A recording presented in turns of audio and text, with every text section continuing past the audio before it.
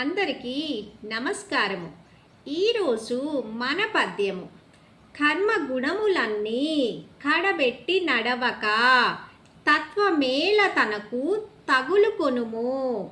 నూనె లేని దివ్వే నువ్వులా మండునా విశ్వదాభిరామ వినురవేమ. అంటే చెడు కర్మలను చెడు ఆలోచనలను తొలగించి నడవాలి. అప్పుడే తత్వం మనకు బోధపడుతుంది.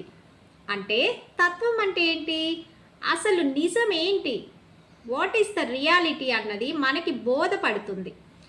దీపం అనేది నూనెతో వెలుగుతుంది కానీ నువ్వులతో వెలగదు కదా, అదనమాట.